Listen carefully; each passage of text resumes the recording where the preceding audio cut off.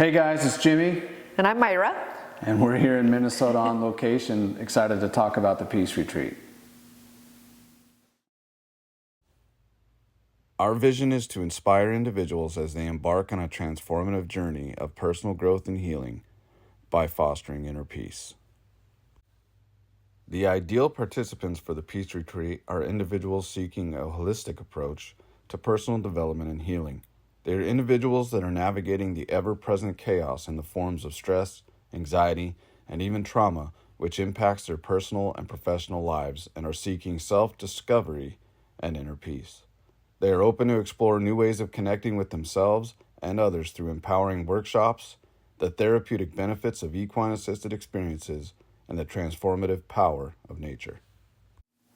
So we met in North Carolina at a guide retreat. My first guide retreat, I had just gotten certified. And we didn't meet, however, until the very last day. Yeah. And we were sitting at a table, and Jeremy was actually leading whatever small group we were doing.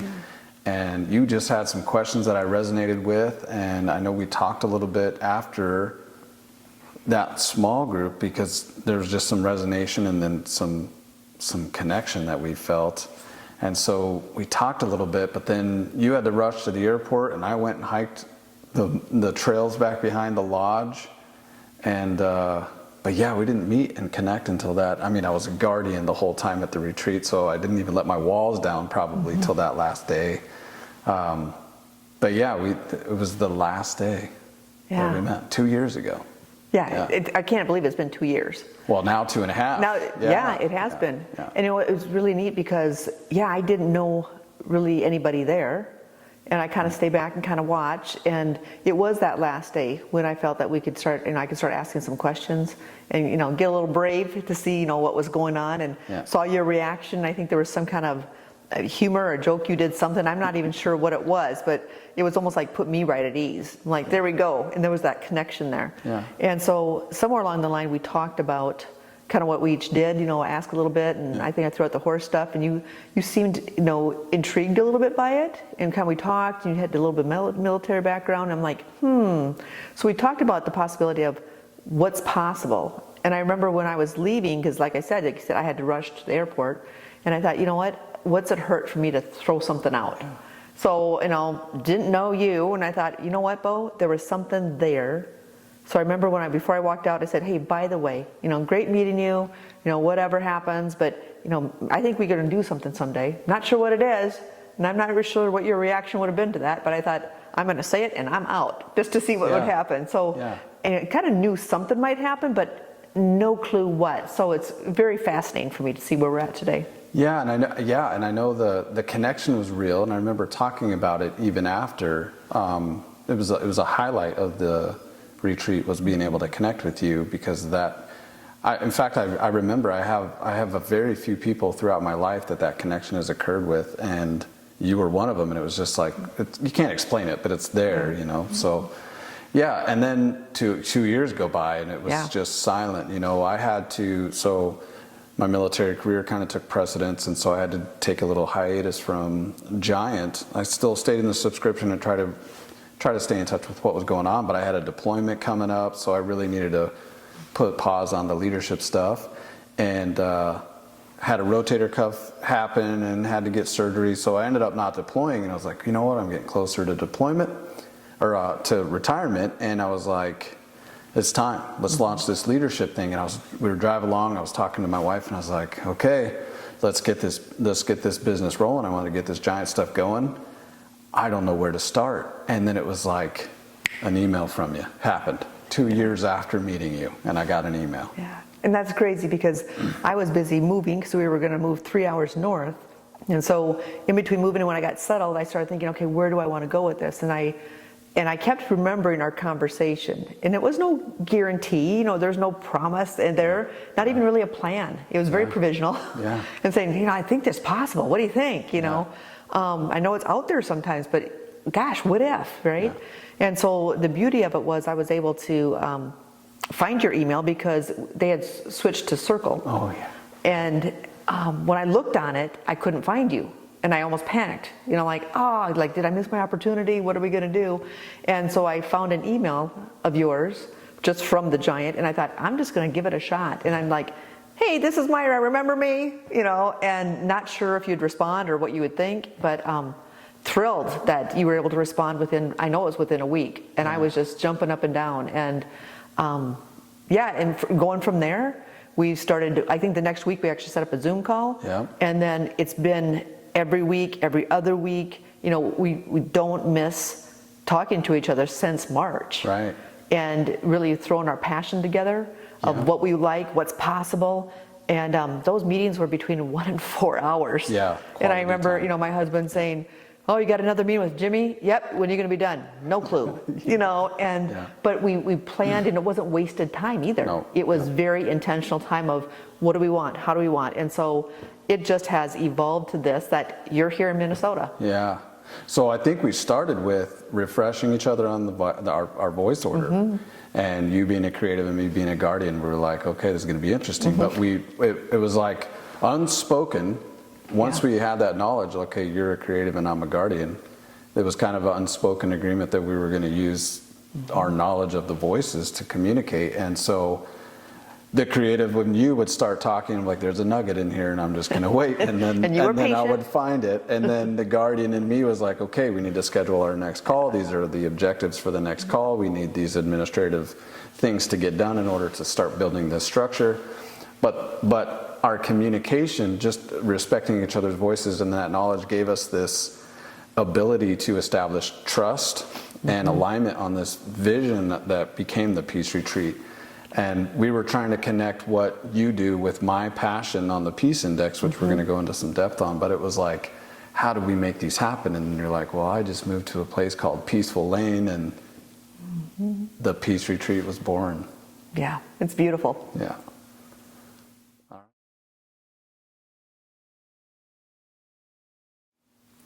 Now, I think the Peace Index itself plays a helpful tool actually with what I've done all my life too. So when you brought that up and all this was kind of coming together, what we do is when I've worked with people, there's so many times that when someone comes to see me, it feels like, something's not happening, or, where they would want it. Maybe something happened in the past, maybe something's coming back up for them. So it can be anywhere, but what's happening is they almost feel this overwhelming sense of being stuck. Not sure where to go, because many times people would come when it's the last straw. We don't help ourselves right when we need it. We wait and wait and wait and wait, and I think that's where the passion is. Why can't we help people also before it gets to that point? So really looking at that, but also healing from some things that have happened, because maybe it wasn't the right time, didn't know how. And so when people would come, this whole sense of peace or being overwhelmed or frustrated or fatigued, whatever it might be, just got so big and almost like this big black hole that they didn't know where to go, right? And so the Peace Index, I think, has been so great. So instead of saying everything is not going well, the Peace Index has been able to break things down and say, hey, I don't have to be like that. I don't have to live that way. I can actually take apart some of these areas and look at different aspects of my life, because some of those things are going pretty good. Right. And we don't see those when this black hole is here. Right. It kind of covers them up. And so being able to pinpoint those areas that are going well and celebrate those, but then also then say, okay, here's an area, here's the area, which one's causing me the most stress right now? And we actually can work on that, and we can break it into like bite-sized pieces, so it's more manageable. Right. It feels like I can actually look and maybe even take a step. And I used to always say, dip my toe in the water. I just have to know where to start. And it's been able to help people start making movement, start going forward. And when they do that, they have been finding out that the ripple effect that's been happening. So if I do a little bit better here, actually, hey, this feels a little bit better too, and this feels a little bit better. So it's been beautiful in that, and it really goes with the whole area of working with our health and the emotional health and with the horses. So it's blended really well of using our head, heart, and gut to really move forward. Yeah, I like that. I definitely like that you mentioned the way that the tool takes this massive chaos, right? So I have this long history, like what I've now somewhat lovingly have now referred to it as my, and only because of the Peace Index, I have this resume of chaos. And this resume of chaos used to be just this undefined emotional turmoil that I would reach. And I didn't have a way to process it. Didn't even realize a lot of the times that it was happening. But, all the effects were my reality was being shaped by it. And it would be affecting people in my life and in a negative way because I didn't know how to deal with this chaos. So now what the Peace Index does for me, and it's just so powerful, is I get to take that chaos, I get to put it into categories, and I get to strategize on how I'm going to attack it. I get to celebrate the health and make sure I have a plan of action on how to sustain that, and then I get to build a plan of action for the places of unhealth and work on those. And now I feel like I have control of my peace, and I can achieve that much quicker when an activating event comes along or some sort of turmoil comes into my life. I feel like I'm way more in control and I get to peace that much faster. And I agree with you, like if I can get trending in the right direction, all that does is as I increase in health over here, I'm going to be able to have the energy to also work on these other things. So that's what we're going to do for people that come to the Peace Retreats. We're going to take each category that the Peace Index gives us, these 5 categories, and we're going to give them an entire day where they're going to get an experience that we're going to talk about that helps them really become comfortable getting vulnerable. And then they're going to actually work on each category of the Peace Index in depth. And we're going to help them not only learn it to where they can help themselves, but take it home and transfer that into other people. So your 100X kind of mentality, right? We want these people to be as healthy as they can possibly get. And that 100 to me represents that. I mean, that 100 to me is almost impossible to achieve. And I should speak a little bit more solid on that. It is impossible to achieve unless you have peace. Like that peace is the starting point for you to achieve 100% in that health. So yeah, the Peace Index is just powerful. To me, it's where you have to start. And so we're going to bring them here. We're going to invite them to be vulnerable, and we're going to give them tools to be successful towards moving towards health, and then transfer that to people that they love and just really deep dive into it. And I think the excitement I feel on the ability to help people become people because we're called to be peacemakers. And that says it in the good book. We're called to be peacemakers, and you can't give what you don't possess. So if we're going to ask other people to go be people of peace and help us with this world problem of external peace, which we can't achieve external peace until we have individual inner peace, and that trickle effect happens. So the only way we can do that is if we become peacemakers, and that's what the Peace Retreat's going to be. Yeah. I love it. Yeah.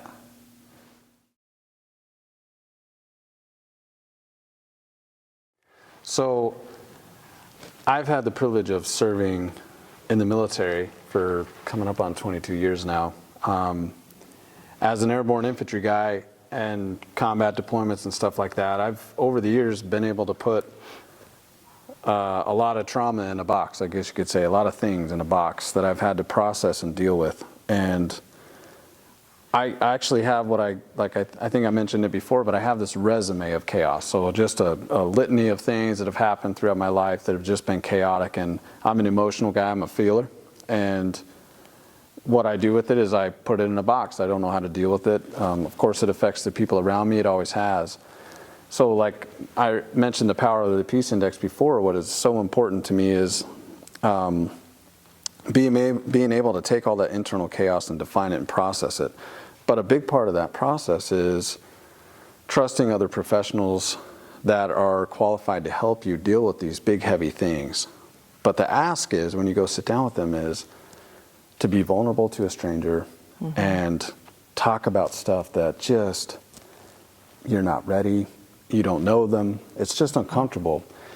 And for a long time, I just refused to do it. And then the few times I did try to do it, they'd try to relate to me, and it's just like, there's no way you can relate to me. You haven't done what I've done. You haven't seen what I've seen. And it's just a quick rule it out. So one deployment I came home and it was like, you know, the emotional support animal thing was getting big, and so I bought me a couple of German Shepherds, and boom, I had 2 household sponges that just grabbed everything I was trying to deal with, and they soaked it up for me, and the bond began. So I felt just then, without even any kind of coaching or help, just then how much nature and animals can bring you in, feel you, pick you up, and just help you out. He's applauding what I'm saying. He's like, yep, that's the stuff. Right. So I just, when it comes to the horses and them, from what I've learned from you, them just being able to bring you into the pack, and they're a pack animal, and when they feel something that's hurting the pack or affecting the pack emotionally, or a predator of any kind, something negative, they're going to pick up on it because they have to, right? And I know you're going to speak to that. So to me, the horses give me a fast track to vulnerability. They just make me feel comfortable. There's no judgment there. It's like screaming at a waterfall. I'm allowed to do it. The waterfall won't get mad, right? So like these horses, they just soak it up. They have these big, huge shoulders, and they're ready to take on all that weight. So if you're open-minded and they accept you into the pack, you're going to be good to go to kind of start working on some of those deeper things that we are going to provide an atmosphere for participants of the Peace Retreat. Yeah, Yeah. I love that. Thank you. Yeah. You know, and I think, you know, my love of horses started way back when, but we have to realize that horses are majestic animals. Oh, yeah. There's a lot to them, and a lot that people don't always see. You know, and so when we look at that, they actually, when they partner with us, if we come here with an open heart and open mind, and they partner with us, people have an authentic and therapeutic experience. And it's really hard to put it into words. I wish I could say this is exactly what happens, but we can't do that with emotions. We can't do that with other parts of our body that are happening. You know, we have them have good ground manners, but what they do is their gift. And so as being prey animals, they are highly intuitive and highly sensitive to what's going on in their environment and in their world. And so with that, they live in the present moment. That gives us the opportunity to be in the present moment as well. Right. And so what they have the gift to do, and because that's what kept them safe and surviving all these years, right? And so they are so aware of what's going on, even way before we are. I know. And he wants to help out too, I think, here. And way before we are.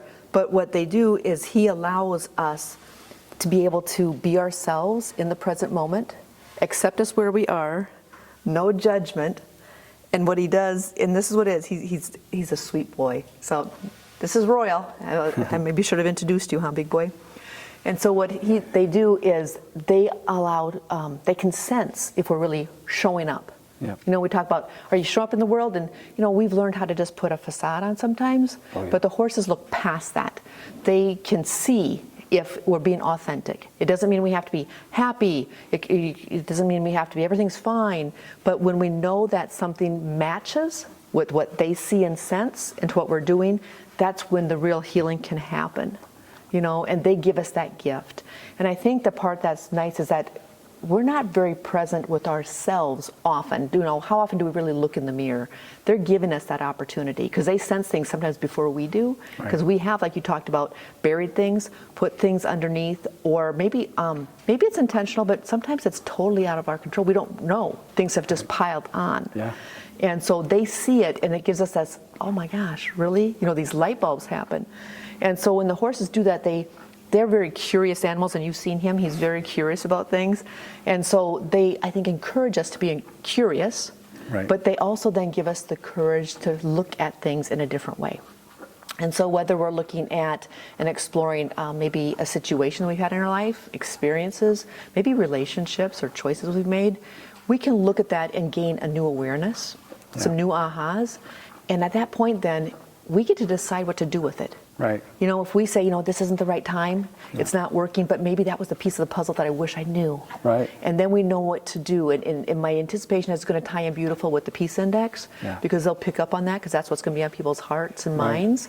And so when they go through that, the horses bring to light things that we don't know, and it gives us the opportunity to let go of things that aren't serving us anymore. And I think all of us need that. We just sometimes don't know what to do with it. And so what we always say is, you know what? The choice is ours, but we still have to be willing. Once we look, then we have an opportunity to shift and look at that instead of being terrified of it. It's an opportunity. Right. And so I always say, you know what? what these, it ranged from probably 900 to 1,200 of my horses. And, what they teach you, you just never forget. Right. Yeah, I love that. So, hey, we just really appreciate you guys taking an interest in what we're doing. What we talked about is, as we started thinking about intensives and we started thinking about the Peace Index itself, and when you build trust with the client and they really want to be vulnerable with you, and then they take the lid off the box, right? And I always, when I first started learning how to be a guide, it was like, I want to be able to refer them to someone that is qualified to handle that lid coming off. Mm-hmm. And I wasn't it, right? And I'm so glad that GiANT made that distinction. And my wife was getting ready to get her doctorate, so it was like, well, she's going to be my referral path. As soon as she gets her doctorate in psychology, I'll just, the lid's off, I need you to take care of this. But then in talking with you, it was like, it would really be nice to be able to provide other guides a spot where their clients can come and get peace, and then go back and be healthier and continue that leadership work and continue that. And all they would be getting here as a resource, we would be an asset on their behalf, just something in their network that's powerful, that can help, and in my opinion would even lend more credibility to a guide, like, oh, hey, you could really benefit from a little bit of peace. We're going to refer you to a peace retreat. Look into it. Maybe you want to go.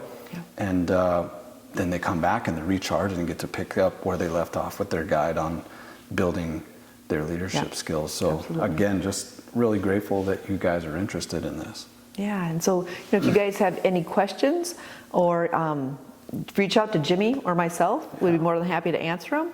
So we do appreciate your time and look forward to seeing you someday. Yeah.